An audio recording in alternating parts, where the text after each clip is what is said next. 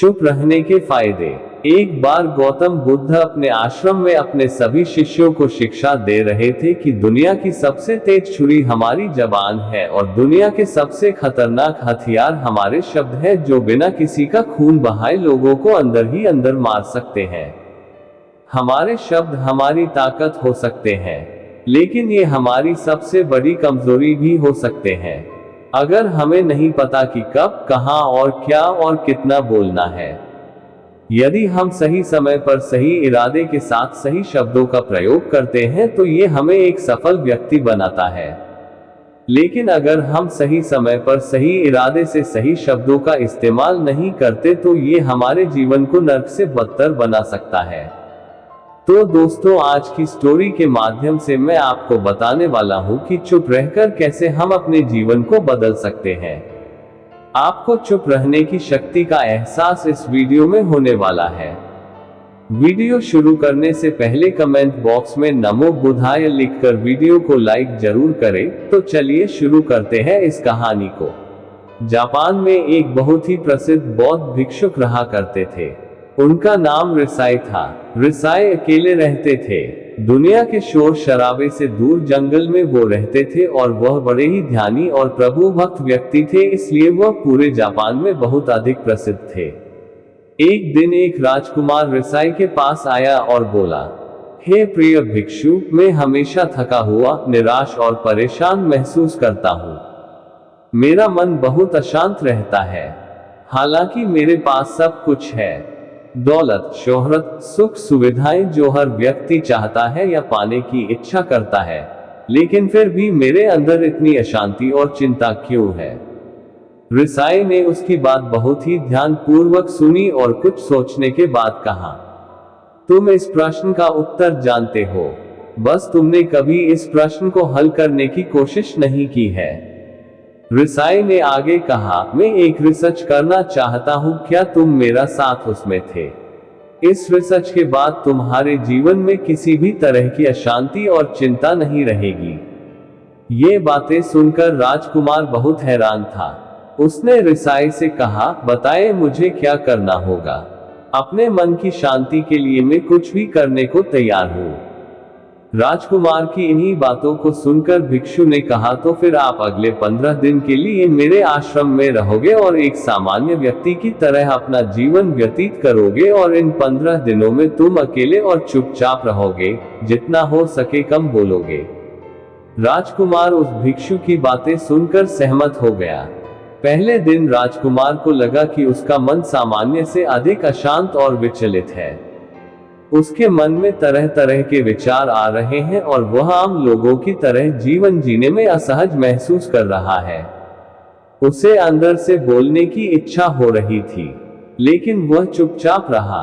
उसके मुंह से एक भी शब्द नहीं निकला, बस वह चुपचाप बैठा रहता। लेकिन रात होते होते उसे अंदर शांति का अनुभव होने लगा। उसके लिए यह अनुभव अजीब था। ये खुद से पूछ रहा था कि वह अंदर ही अंदर इतना खुश क्यों है और उसकी आंतरिक बेचैनी और चिंता कम क्यों होने लगी है। अगले दिन राजकुमार अकेला चुपचाप बैठा रहा और वह प्रकृति को निहार रहा। वह पौधों को, फूलों को, आकाश में उड़ रहे पक्षियों को, वह अपने जीवन में पहली बार यह अद्भुत दृश्य महसूस कर रहा था कि उसके पास कितनी सुंदरता है। वह दिन भर प्रकृति की सुंदरता को निहारता रहता और उसकी ताजगी को महसूस करता रहता। इसी तरह से 10 दिन बीत गए और उसके मन की सारी बेचैनी, सारी हलचल, सारी उथल पुथल और सारा तनाव गायब हो गया। 11वें दिन की सुबह राजकुमार फिर से एकांत में बैठ गया और कुछ ही मिनटों में उसकी आंखें अपने आप बंद हो गई और वह गहरे ध्यान में चला गया। वह पूरे दिन वहीं पर आंखें बंद करके बैठा रहा और गहरे ध्यान में डूबा रहा। ना कोई शब्द, ना कोई चिंता। राजकुमार भीतर से असीम शांति और आनंद से भर गया। राजकुमार अपने बाकी के 4 दिन इसी तरह गहरे ध्यान में व्यतीत करने के बाद 15 दिन बाद रिसाई के सामने प्रस्तुत हुआ और रिसाई को प्रणाम करके बोला, प्रिय भिक्षु, मुझे उत्तर मिल गया कि मेरे मन में इतनी उथल पुथल और चिंता क्यों थी। मैं जान गया कि मेरा मन इतना अशांत और विचलित क्यों था। रिसाई मुस्कुराते हुए पूछा, बताओ क्या उत्तर मिला तुम्हें? राजकुमार ने कहा, मैं आवश्यकता से अधिक बातें करता था। मैं किसी पर भी अपने शब्द और ऊर्जा व्यर्थ करता था। मैं दिन भर अपने लोगों से फालतू की बातें करता रहता और फिर उन्हीं के बारे में अकेले में सोचता रहता, और ज्यादातर समय नकारात्मक ही सोचता रहता। इस तरह मैं बस अपना समय बर्बाद कर रहा था। ज्यादा बोलने और नकारात्मक सोचने की वजह से मेरा मन अशांत और बेचैन हो गया था, और इसी वजह से मैं किसी भी काम को ठीक से नहीं कर पा रहा था, जिसकी वजह से मैं हर काम में असफल होने लगा, और फिर इन्हीं लगातार मिलने वाली असफलताओं की वजह से ही मैं और भी उदास और चिड़चिड़ा हो गया। इन्हीं सभी चीजों की वजह से मेरा जीवन नष्ट हो रहा था, लेकिन यहाँ पर बिताए हुए 15 दिन मेरे लिए पूरी तरह से अलग थे। मुझे कुछ अलग ही एहसास यहाँ पर हो रहा था। अब मुझे ऐसा लग रहा है मैं अपना जीवन पूरी तरह से जी रहा हूँ, लेकिन इससे पहले मैं अपना जीवन गलत तरीके से जी रहा था, और मैंने ये भी सीखा कि हमें सिर्फ ध्यान करने की जरूरत नहीं है। ध्यान अपने आप होता है जब हम इस शांत और मौन होते हैं। ध्यान के पिछले कुछ दिनों के दौरान मैंने जो पहली चीज सीखी वह ये है कि मनुष्य के जीवन के सबसे महत्वपूर्ण घटना स्वयं को जानना है। यह सुनकर रिसाई ने कहा, सिर्फ तुम ही नहीं, दुनिया में ज्यादातर लोग जरूरत से ज्यादा बोलते हैं। आज भी लोग ज्यादातर समय केवल एक दूसरे को नीचा दिखाने के लिए ही बोलते हैं।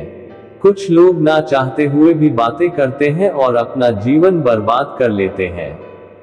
रिसाई ने राजकुमार को चुप रहने का महत्व समझाते हुए कहा, एक बार गौतम बुद्ध से उनके शिष्यों ने पूछा, प्रिय बुद्ध, आप ज्यादातर समय चुप क्यों रहते हैं? बुद्ध ने कहा, क्योंकि चुप रहने से व्यक्ति अंदर से अनंत शांति की गहराइयों में होता हूँ। मौन अपने भीतर उतरने की पहली सीढ़ी है। मौन के बिना स्वयं को जानना असंभव है। स्वयं को जानने और समझने का पहला नियम है कि मौन हो जाओ, उतना ही बोलो जितना अत्यंत से भी पढ़े। गौतम बुद्धा स्टोरी इन हिंदी, किसी के मन को पढ़ने का रहस्य। तुम अचानक पाओगे कि 90% से भी ज्यादातर लोग व्यर्थ ही ज्यादा बोलकर अपना समय बर्बाद कर रहे हैं। ना बोलने का कोई भी नुकसान नहीं है, लेकिन यदि आप ज्यादा बोलते हैं तो आप अत्यधिक गलती कर देते हैं। अगर व्यक्ति कम बोलना शुरू कर दे तो दुनिया की 90% मुसीबतें कम हो जाएगी, झगड़े फसाद कम हो जाएंगे, उपद्रव कम हो जाएंगे, अदालतें कम हो जाएगी। अगर लोग थोड़ा चुप रहना सीख लिए, संसार की बहुत सारी समस्याएं हैं, बहुत सारा उपद्रव सिर्फ बोलने से पैदा होते हैं।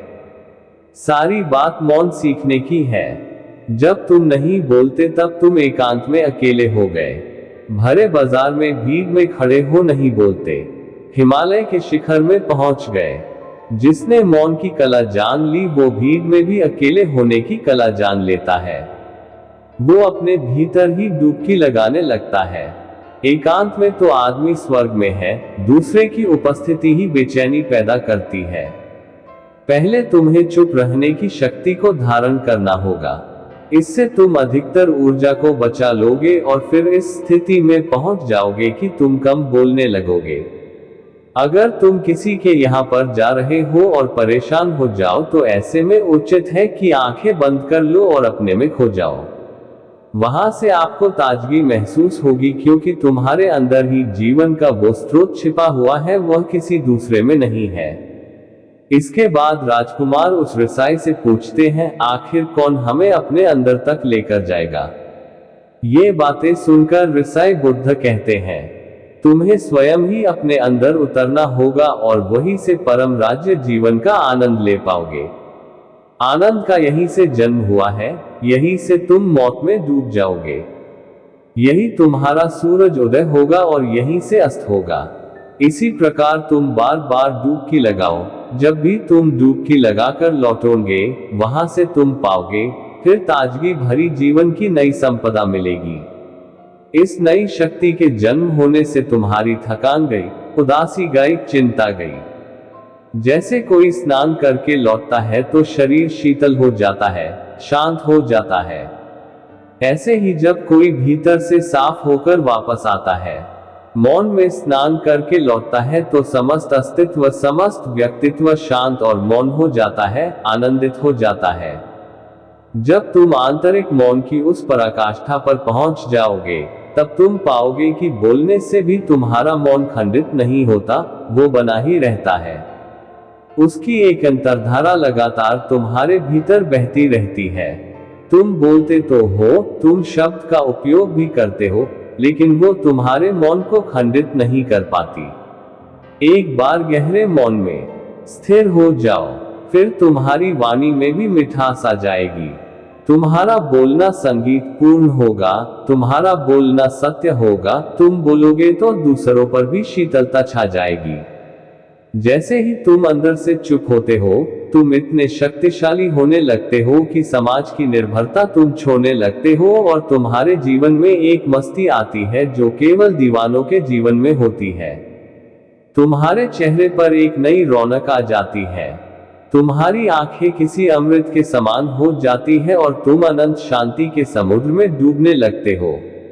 इतना कहकर भिक्षु रिझाई ने अपनी बात खत्म की और वो मौन में चले गए। राजकुमार उनका धन्यवाद कर कर अपने महल में चला गया। दोस्तों, आपने भी अनुभव किया होगा कि बहुत ज्यादा बात करने से दिमाग अशांत हो जाता है, जिससे हम अपने दिमाग पर नियंत्रण खो देते हैं और साथ ही अपना ध्यान भी खो देते हैं। जो लोग बहुत ज्यादा बोलते हैं, उनके पास किसी एक काम पर ध्यान केंद्रित करने की काबिलियत नहीं होती। वो अपने किसी भी लक्ष्य पर पूरी तरह से केंद्रित नहीं कर पाते। अगर हमारा दिमाग एक जगह केंद्रित नहीं है तो हम जीवन की सच्चाई नहीं समझ पाते और ना ही मनचाही सफलता कभी हासिल कर पाएंगे। इसके अलावा भी आपने देखा होगा कि जो लोग अधिक बोलते हैं वो अक्सर लोगों के बीच हंसी का पात्र बन जाते हैं, और जो लोग कम बोलते हैं और अपनी बात पर कायम रहते हैं, उन्हें लोगों से सम्मान मिलता है। लोग उनकी बातों को सुनते हैं और उन पर भरोसा भी करते हैं। जो लोग जरूरत से अधिक बोलते हैं और अपने विचारों के बारे में पक्के नहीं होते, उनका दिमाग स्थिर और विचलित रहता है, शोर से भरा रहता है, और एक अशांत दिमाग वाला व्यक्ति जीवन में किसी भी चीज में सफल नहीं हो पाता, क्योंकि वह किसी भी काम में फोकस नहीं कर पाता। यदि किसी व्यक्ति को ये पता है कि उसे कब, कहां और क्या बोलना है, तो वह व्यक्ति सच में बहुत बुद्धिमान है, और ऐसा व्यक्ति जहां भी जाता है उसका व्यक्तित्व आकर्षण का केंद्र बन जाता है और वह जो कुछ भी करता है उसमें सफल अवश्य होता है। अगर हम किसी महान और सफल व्यक्ति के व्यक्तित्व को गहराई से देखें तो पाएंगे कि वो कम बोलते हैं और कम से कम शब्दों में अपनी बात खत्म कर देते हैं। वो बोलने से पहले वो चीजों और जिसके बारे में उसे बोलना है उनके बारे में गहराई से सोचते हैं। लेकिन जो लोग बहुत ज्यादा बोलते हैं, बहुत बार वो झूठ भी बोलते हैं और अपनी बातों से दूसरों के मन और विचारों पर कचरा डालते रहते हैं। वह ज्यादातर समय दूसरों की बुराई करते रहते हैं, इसलिए उनके अपने भी उनसे नफरत करने लगते हैं और उनसे बचने की कोशिश करते हैं। हमारे भारतीय उपनिषदों में कहा गया है कि हमारे शब्द वास्तविक ब्रह्मशक्ति है। मौन से धैर्य आता है, धैर्य से ध्यान, और ध्यान से हम अपने जीवन के बारे में जागरूक हो जाते हैं।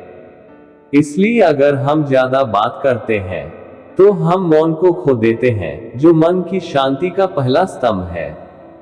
दोस्तों, आज से हम भी चुप रहने का अभ्यास अवश्य करेंगे।